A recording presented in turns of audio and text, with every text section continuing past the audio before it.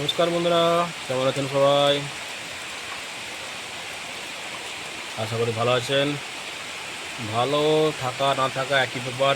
যা বৃষ্টি হচ্ছে, তো এরকম যদি বিগত 2-3 দিন ধরে থাকে তো আবার বন্যা হওয়ার আশঙ্কা।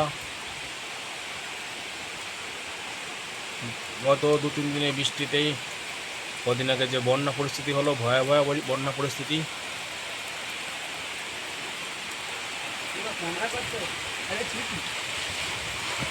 তো এরকম যদি বৃষ্টি হয় তো আবার সেই ভয়ঙ্কর দিনটা ফিরে আসবে, যেখানে মানুষের ঘর বাড়ি সব ডুবে গেছে। সবচেয়ে বড় ক্ষতি হয়েছে চাষবাসের ক্ষতি। যারা মৎস্য পালন করছেন তাদের ক্ষতি।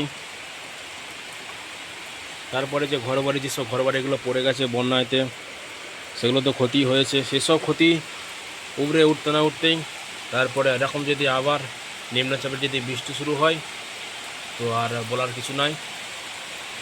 আগে যে বন্যাটা হলো পূর্ণিমা কোটাল ছিল, তাতে আরও বেশি হয়েছে।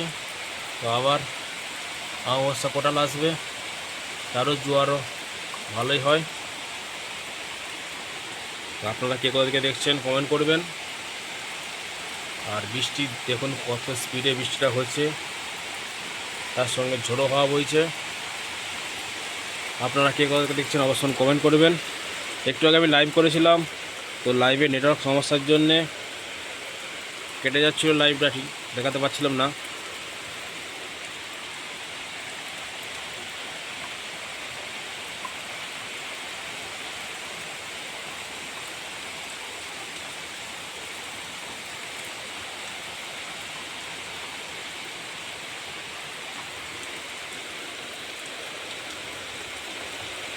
এই যাচ্ছ,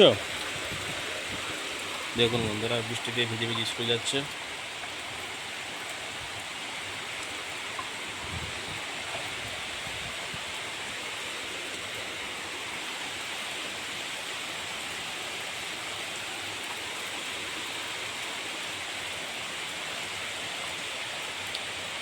তাগড়া বারিশ, যাকে বলে তাগড়া বারিশ।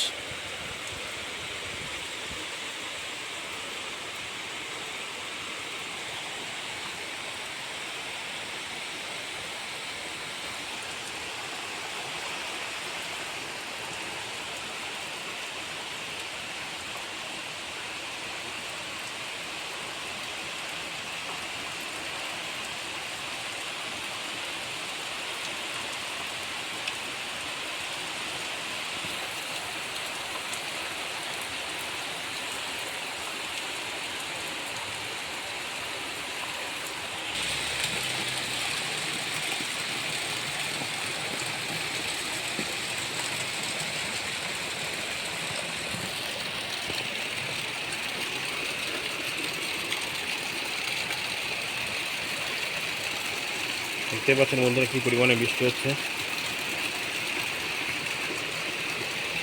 যেমন তাগড়া বারিশ যাকে বলে।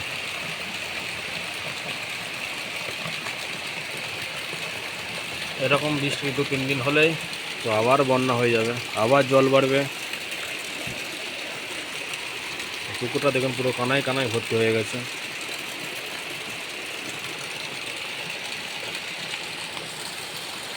সবাই ভালো থাকবেন, সুস্থ থাকবেন। এখন মতো টাটা, বাই বাই।